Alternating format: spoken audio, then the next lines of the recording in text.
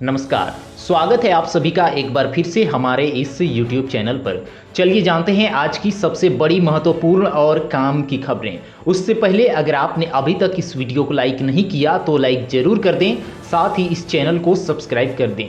तो चलिए शुरुआत करते हैं आज की पहली बड़ी खबर के साथ। जी हाँ, पहली बड़ी खबर आ रही है, मुख्यमंत्री नायब सिंह सैनी से जुड़ी हुई खबर है। देखिए ये रिपोर्ट। हरियाणा के मुख्यमंत्री नायब सिंह सैनी ने प्रदेश की सड़कों की मरम्मत और निर्माण कार्य को गति देने के लिए एक महत्वपूर्ण निर्णय लिया है। मिडिल ईस्ट में चल रहे युद्ध के कारण डामर की आपूर्ति प्रभावित होने की आशंका को देखते हुए मुख्यमंत्री ने विदेशों से डामर आयात करने के आदेश दिए हैं। सरकार का लक्ष्य है कि मानसून सीजन शुरू होने से पहले राज्य की सभी प्रमुख और लिंक सड़कों का काम पूरा कर लिया जाएगा। अधिकारियों के साथ हुई समीक्षा बैठक में मुख्यमंत्री ने निर्देश दिया कि निर्माण कार्यों में गुणवत्ता से कोई समझौता ना किया जाए और यदि स्थानीय स्तर पर कच्चे माल की कमी है तो उसे अंतर्राष्ट्रीय स्तर पर प्रबंधित किया जाए। इस पहल से हरियाणा में उन हजारों किलोमीटर की सड़कों के सुधार का रास्ता साफ होगा जो पिछले कुछ समय से डामर की कमी या अन्य तकनीकी कारणों से रुकी हुई थी। सरकार की प्राथमिकता है कि युद्ध जैसी वैश्विक परिस्थितियों का असर प्रदेश के विकास कार्यों और जनता की सुविधाओं पर ना पड़े। इसके लिए सरकार विभागों को बजट और लॉजिस्टिक्स की प्रक्रिया जल्द पूरी करने को कहा गया है। इसके अलावा अगली बड़ी खबर देखिए। जी हाँ, यह मरीजों से जुड़ी हुई बहुत बड़ी खबर है। जी हाँ, गरीब मरीजों के लिए यह खबर जानना बेहद जरूरी है। आइए जानते हैं ये रिपोर्ट। हरियाणा में आयुष्मान भारत योजना के तहत उपचार कराने वाले मरीजों के लिए गंभीर संकट पैदा हो गया है। निजी अस्पतालों ने सरकार को चेतावनी दी है कि यदि उनके करोड़ों रुपए के बकाया बिलों का भुगतान तुरंत नहीं किया गया तो वे इस योजना के तहत मुफ्त इलाज देना बंद कर देंगे। अस्पताल संचालकों का कहना है कि लंबे समय से लंबित भुगतान के कारण उन्हें अस्पताल चलाने में आर्थिक दिक्कतों का सामना करना पड़ रहा है। यदि निजी अस्पताल सेवाएं रोकते हैं तो इसका सबसे बुरा असर गरीब मरीजों पर पड़ेगा। फिलहाल अस्पताल संघ अपने रुख पर अड़े हैं और सरकार के ठोस कार्रवाई की मांग कर रहे हैं। तो आप यहां पर समझ सकते हैं, इससे गरीबों को बहुत भारी असर पड़ने को मिल सकता है। इसके अलावा अब चलिए मौसम से जुड़ी हुई अगली बड़ी खबर देखते हैं। हरियाणा में गर्मी का सितम बढ़ने लगा है और मौसम विभाग ने राज्य के कई जिलों में लू का अलर्ट जारी किया है। भारतीय मौसम विज्ञान विभाग के अनुसार आने वाले दिनों में तापमान में 2 से 3 डिग्री सेल्सियस की और वृद्धि होने की संभावना है, जिससे पारा 40 डिग्री के पार जा सकता है। विशेष रूप से दक्षिण और पश्चिम हरियाणा में भीषण गर्मी का असर अधिक रहेगा। वैज्ञानिकों ने लोगों को दोपहर में बाहर निकलने से बचने और पर्याप्त पानी पीने की सलाह दी है। फिलहाल चिलचिलाती धूप और गर्म हवाओं ने सामान्य जनजीवन को प्रभावित करना शुरू कर दिया है। जी हाँ, गर्मी बहुत बढ़ गई है, इसलिए आप सभी से मेरी यह गुजारिश है कि आप दोपहर में घर से निकलने की कोशिश ना करें। अब इसके अलावा अगली बड़ी खबर आ रही है हरियाणा कांस्टेबल भर्ती से जुड़ी हुई। जी हाँ, लाखों युवाओं इस कांस्टेबल परीक्षा में शामिल हो रहे हैं। देखिए ये रिपोर्ट। हरियाणा कर्मचारी चयन आयोग यानी कि HSSC द्वारा आयोजित 5500 कांस्टेबल पदों की भर्ती के लिए शारीरिक माप परीक्षा यानी कि PMT आज 20 अप्रैल 2026 से पंचकूला के ताऊ देवीलाल स्टेडियम में शुरू हो गई है। लगभग 2,80,000 आवेदकों में से शॉर्ट लिस्ट किए गए उम्मीदवारों को इस चरण के लिए बुलाया गया है, जिसके लिए एडमिट कार्ड 17 अप्रैल को ही जारी कर दिए गए थे। भर्ती प्रक्रिया में पूरी पारदर्शिता बनाए रखने के लिए आयोग ने पहली बार जर्मनी से आयातित 25 सेंसर आधारित मशीनों का उपयोग किया है, जो ऊंचाई और छाती के माप में किसी भी मानवीय हस्तक्षेप या त्रुटि को रोकती हैं। परीक्षा केंद्र पर सुरक्षा और सुचारू प्रबंधन के लिए बायोमेट्रिक वेरिफिकेशन और RFID तकनीकी का इस्तेमाल किया जा रहा है और उम्मीदवारों की सुविधा के लिए रोडवेज बसों की विशेष व्यवस्था भी की गई है। यह पूरी प्रक्रिया अगले कुछ हफ्तों तक विभिन्न चरणों में जारी रहेगी। अब एक राजनीति से जुड़ी हुई अगली बड़ी खबर आ रही है। जी हाँ, यह खबर अखिलेश यादव से जुड़ी हुई है। देखिए ये रिपोर्ट। समाजवादी पार्टी के प्रमुख अखिलेश यादव ने दावा किया है कि 2027 के विधानसभा चुनाव में उत्तर प्रदेश में सपा की सरकार बनेगी। उन्होंने स्पष्ट किया है कि भाजपा को हराने के लिए कांग्रेस के साथ उनका गठबंधन भविष्य में भी जारी रहेगा। भाजपा पर निशाना साधते हुए अखिलेश यादव ने कहा कि सत्ताधारी दल की जन विरोधी नीतियों से जनता त्रस्त है और अब बदलाव चाहती है। उन्होंने कानून व्यवस्था और बेरोजगारी के मुद्दों पर सरकार को घेरते हुए कहा कि संगठन की एकजुटता ने भाजपा की चुनावी जमीन कमजोर कर दी है। यह बयान राज्य में विपक्षी एकता को और अधिक मजबूत करने का संकेत देता है। इसके अलावा अगली बड़ी खबर दुष्यंत चौटाला से जुड़ी हुई है। देखिए ये रिपोर्ट। हिसार में पूर्व डिप्टी सीएम दुष्यंत चौटाला और पुलिस प्रशासन के बीच जारी गतिरोध अब और अधिक गंभीर हो गया है। हाल ही में अपने काफिले को रोके जाने और पुलिसकर्मियों द्वारा अभद्र व्यवहार की घटना के बाद दुष्यंत चौटाला ने हरियाणा के पुलिस महानिदेशक पर उनका नंबर ब्लॉक करने का संगीन आरोप लगाया है। उन्होंने इस पूरी स्थिति को एक सोची समझी साजिश करार देते हुए प्रदेश की कानून व्यवस्था पर सवाल उठाए हैं। इस विवाद और किसानों के एमएसपी से जुड़े मुद्दों को लेकर जननायक जनता पार्टी ने 27 अप्रैल को हिसार में एक विशाल महापंचायत बुलाने का ऐलान किया है। दुष्यंत चौटाला ने चेतावनी दी है कि यदि इस मामले की निष्पक्ष जांच कर दोषी पुलिसकर्मियों पर कार्रवाई नहीं की गई तो वे न्याय के लिए पंजाब और हरियाणा हाईकोर्ट का रुख करेंगे। इस घटनाक्रम ने राज्य की राजनीति में नया उबाल ला दिया है। अब एक दुखद घटना सामने आ रही है। देखिए ये रिपोर्ट। पानीपत के समालखा से लापता हुए एक छात्र का शव संदिग्ध परिस्थितियों में दिल्ली के नरेला नहर से बरामद किया गया है। मृतक की पहचान समालखा निवासी छात्र के रूप में हुई है, जो पिछले कुछ दिनों से घर से लापता था। पुलिस को नहर के किनारे से उसकी स्कूटी बरामद हुई है। जब गोताखोरों की मदद से शव को बाहर निकाला गया तो उसके पास मौजूद बैग की तलाशी ली गई। बैग के अंदर से पुलिस को छात्र का ड्राइविंग लाइसेंस और एक रिवॉल्वर बरामद हुई है, जिसने मामले को और अधिक पेचीदा बना दिया है। परिजनों ने इस घटना पर गहरा दुख जताते हुए निष्पक्ष जांच की मांग की है।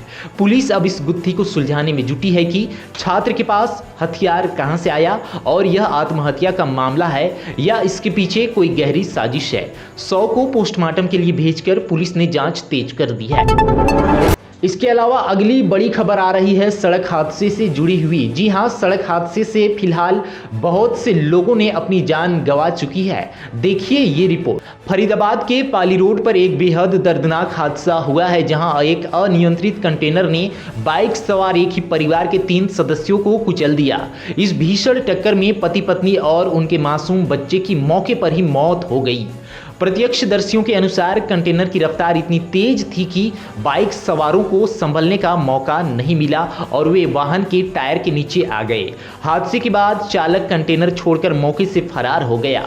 सूचना मिलते ही पुलिस ने शव को कब्जे में लेकर पोस्टमार्टम के लिए भेजा और आरोपी चालक के खिलाफ मामला दर्ज कर उसकी तलाश शुरू कर दी है। इस हृदय विदारक घटना से पूरे इलाके में मातम पसरा हुआ है और स्थानीय लोगों ने भारी वाहनों की तेज रफ्तार पर अंकुश लगाने की मांग की है। अब एक और अगली बड़ी खबर देखते हैं। देखिए ये रिपोर्ट। पंचकुला के सेक्टर 6 स्थित नागरिक अस्पताल में कार्यरत एक महिला नर्सिंग ऑफिसर की संदिग्ध परिस्थितियों में मौत का मामला सामने आया है। मृतका की पहचान अंजू के रूप में हुई है, जिसका शव अस्पताल परिसर में ही मिला। इस घटना ने तब नया मोड़ ले लिया जब सहकर्मियों ने मृतका का मोबाइल फोन गायब होने की बात उठाई, जिससे अस्पताल स्टाफ के बीच हत्या या किसी गहरी साजिश का संदेह पैदा हो गया। स्टाफ सदस्यों का कहना है कि मोबाइल फोन का ना मिलना कई अनुत्तरित सवाल खड़े करता है, जिसके बाद अस्पताल कर्मियों ने निष्पक्ष जांच की मांग को लेकर रोष प्रदर्शन भी किया। पुलिस ने शव को कब्जे में लेकर जांच शुरू कर दी है और सीसीटीवी फुटेज खंगाले जा रहे हैं ताकि मौत के असली कारणों और गायब मोबाइल का सुराग मिल सके। इस घटना से पूरे अस्पताल प्रशासन और स्वास्थ्य कर्मियों में भारी तनाव और असुरक्षा का माहौल बना हुआ है। इसके अलावा एक बहुत ही शर्मनाक घटना हुई है। जी हां, हरियाणा से जुड़ी बड़ी खबर आ रही है। देखिए ये एक रिपोर्ट।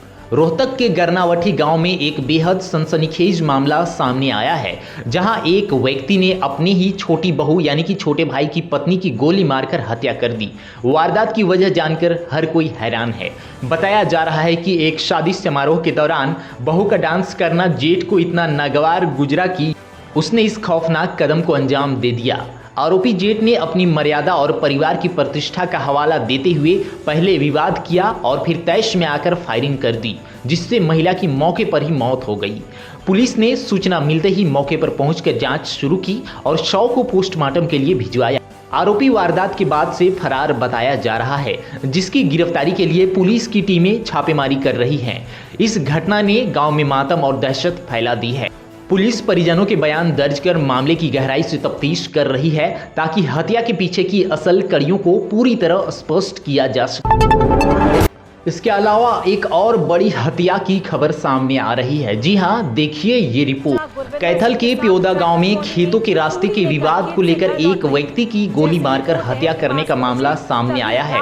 जानकारी के अनुसार दो पक्षों के बीच लंबे समय से खेतों से गुजरने वाले रास्ते को लेकर तनातनी चल रही थी, जो सोमवार को हिंसक झड़प में बदल गई। इस दौरान एक पक्ष ने फायरिंग कर दी, जिसमें एक व्यक्ति को गंभीर गोलियां लगी और उसकी मौके पर ही मौत हो गई। घटना के बाद हमलावर फरार हो गए। पुलिस ने मौके पर पहुंचकर जुटाए साक्ष्य हैं और शव को पोस्टमार्टम के लिए नागरिक अस्पताल भिजवाया है। परिजनों की शिकायत के आधार पर पुलिस ने आरोपियों के खिलाफ मामला दर्ज कर उनकी गिरफ्तारी के लिए छापेमारी शुरू कर दी है। इस हत्याकांड के बाद गांव में तनाव का माहौल बना हुआ है, जिसे देखते हुए पुलिस बल तैनात किया गया। आगे बढ़ने से पहले आप इस वीडियो को किस जगह से देख रहे हैं हमें कमेंट करके जरूर बताएं, और अगर आपने अभी तक इस वीडियो को लाइक नहीं किया तो लाइक जरूर कर दें, साथ ही इस चैनल को सब्सक्राइब कर दें। इसके अलावा आप इस वीडियो को अपने दोस्तों और रिश्तेदारों के साथ शेयर करना बिल्कुल ना भूलें।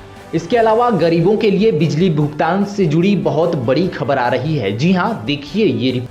हरियाणा के ऊर्जा मंत्री अनिल विज ने बिजली बिलों के बकाया भुगतान को लेकर सख्त रुख अपनाते हुए अधिकारियों को 8,200 करोड़ रुपए की रिकवरी के लिए 15 दिन का नोटिस जारी करने का निर्देश दिया है। उन्होंने स्पष्ट किया है कि डिफॉल्टरों के खिलाफ कड़ी कार्रवाई की जाए और बकाया राशि की वसूली में कोई ढिलाई न बरती जाए। मंत्री ने विभाग की समीक्षा बैठक के दौरान उन सरकारी विभागों और निजी उपभोक्ताओं पर विशेष ध्यान देने को कहा है जिन पर लंबे समय से भारी राशि लंबित है। उन्होंने चेतावनी दी है कि यदि निर्धारित समय के भीतर भुगतान नहीं किया गया तो बिजली कनेक्शन काटने जैसी कठोर कार्रवाई अमल में लाई जाएगी। इस कदम का उद्देश्य बिजली निगमों की वित्तीय स्थिति में सुधार करना और प्रदेश में निर्बाध बिजली आपूर्ति सुनिश्चित करने के लिए राजस्व घाटे को कम करना है। इसके साथ ही उन्होंने अधिकारियों को पारदर्शिता बनाए रखने और वसूली प्रक्रिया की नियमित रिपोर्ट देने के भी आदेश दिए। अब एक बड़ी खबर आ रही है दमकल कर्मियों की हड़ताल को लेकर। जी हां, देखिए ये एक बड़ी। हरियाणा में अपनी मांगों को लेकर दमकल कर्मियों द्वारा की गई हड़ताल ने राज्य भर में आपातकालीन सेवाओं को प्रभावित किया है, जिससे सुरक्षा संबंधी चिंताएं बढ़ गई है। दमकल कर्मी मुख्य रूप से समान काम के लिए समान वेतन, पक्की नौकरी और अपनी अन्य लंबित मांगों को लेकर विरोध प्रदर्शन कर रहे हैं। इस हड़ताल के कारण अग्निशमन केंद्रों पर कामकाज ठप हो गया है, जिससे आगजनी जैसी आपात स्थितियों में त्वरित प्रतिक्रिया देना चुनौतीपूर्ण हो गया है। सरकार और प्रदर्शनकारियों के बीच गतिरोध की स्थिति बनी हुई है, जबकि स्थानीय प्रशासन वैकल्पिक व्यवस्था करने की कोशिश कर रहा है। सुरक्षा विशेषज्ञों ने चेतावनी दी है कि यदि यह हड़ताल लंबे समय तक खींची तो किसी भी बड़ी दुर्घटना की स्थिति में भारी नुकसान हो सकता है। फिलहाल दमकल कर्मी अपनी मांगों पर अडिग हैं और सरकार से जल्द समाधान की उम्मीद कर रहे। अब अगली बड़ी खबर आ रही है हरियाणा के मुख्यमंत्री नायब सिंह सैनी से जुड़ी हुई। देखिए ये रिपोर्ट। हरियाणा के मुख्यमंत्री नायब सिंह सैनी के नेतृत्व में पहली बार मंत्रिमंडल की बैठक गुरुग्राम में आयोजित होने जा रही है। यह कदम मिलेनिटी सिटी के प्रशासनिक और विकासोन्मुखी महत्व को दर्शाता है। आमतौर पर चंडीगढ़ में होने वाली इस बैठक का गुरुग्राम में होना संकेत है कि सरकार यहां के बुनियादी ढांचे, मेट्रो विस्तार और नागरिक सुविधाओं से जुड़ी बड़ी परियोजनाओं को प्राथमिकता दे रही है। इस बैठक में शहरी समस्याओं के समाधान और निवेश को बढ़ावा देने वाले नीतिगत फैसलों की उम्मीद है। प्रशासनिक विकेंद्रीकरण की दिशा में यह पहल स्थानीय जनता और कॉरपोरेट जगत के बीच सरकार की सक्रियता का संदेश देती है। इसके अलावा अगली बड़ी खबर आ रही है शिक्षा विभाग से जुड़ी हुई। जी हां, छात्रों के लिए एक बहुत बड़ी खबर है। देखिए ये रिपोर्ट। हरियाणा में सरकारी स्कूलों के विद्यार्थियों द्वारा टैबलेट न लौटाने पर शिक्षा विभाग ने सख्त रुख अपना लिया है। हरियाणा विद्यालय शिक्षा बोर्ड की 12वीं कक्षा की परीक्षाएं समाप्त होने के बाद भी करीब 500 विद्यार्थियों ने अभी तक अपने सरकारी टैबलेट वापस नहीं किए हैं। विभाग ने चेतावनी दी है कि यदि ये टैबलेट जल्द जमा नहीं कराए गए तो संबंधित छात्रों के परीक्षा परिणाम रोके जा सकते हैं और उन्हें आगे की शैक्षणिक प्रक्रिया में दिक्कतों का सामना करना पड़ सकता है। सबसे अधिक मामले फरीदाबाद जिले में सामने आए हैं। शिक्षा विभाग ने विद्यार्थियों और उनके अभिभावकों से अपील की है कि किसी भी प्रकार की कानूनी कार्रवाई या परीक्षा परिणाम में देरी से बचने के लिए तुरंत टैबलेट स्कूल में जमा कराएं। विभाग का कहना है कि ये टैबलेट अगली कक्षा के छात्रों को वितरित किए जाने हैं, इसलिए इनका समय पर वापस मिलना अनिवार्य है। इसके साथ ही विभाग उन छात्रों की सूची भी तैयार कर रहा है जो बार बार कहने के बावजूद इसे गंभीरता से नहीं ले रहे। इसके अलावा अब अगली और अंतिम बड़ी खबर भी शिक्षा विभाग से जुड़ी हुई आ रही है। देखिए ये हरियाणा विद्यालय शिक्षा बोर्ड की 10वीं और 12वीं की परीक्षाओं से वंचित रह गए छात्रों के लिए एक राहत भरी खबर है। बोर्ड ने ऐसे विद्यार्थियों को दूसरा मौका देते हुए 21 अप्रैल से विशेष परीक्षाओं का आयोजन करने का निर्णय लिया है। यह अवसर उन छात्रों के लिए है जो मुख्य परीक्षाओं के दौरान किसी कारणवश शामिल नहीं हो पाए थे या जिनकी परीक्षाएं छूट गई थी। इन परीक्षाओं के लिए एडमिट कार्ड बोर्ड की आधिकारिक वेबसाइट पर जारी किए गए हैं। शिक्षा बोर्ड के अनुसार इस कदम का मुख्य उद्देश्य छात्रों का साल खराब होने से बचा। परीक्षा के सफल संचालन के लिए बोर्ड ने पुख्ता इंतजाम किए हैं और संबंधित केंद्रों को आवश्यक दिशा निर्देश जारी कर दिए हैं। छात्र अपने रोल नंबर का उपयोग करके प्रवेश पत्र डाउनलोड कर सकते हैं और निर्धारित केंद्र पर समय पर पहुंचकर अपनी परीक्षा दे सकते हैं। इस पहल से उन सैकड़ों विद्यार्थियों को बड़ी राहत मिलेगी जो शैक्षणिक सत्र में पिछड़ने के डर से तनाव में। अगर आप रोजाना हरियाणा की सभी बड़ी महत्वपूर्ण और काम की खबरें देखना चाहते हैं तो आप इस चैनल को सब्सक्राइब जरूर करें। अब मिलते हैं अगली वीडियो में, तब तक के लिए मुझे इजाजत दीजिए। धन्यवाद।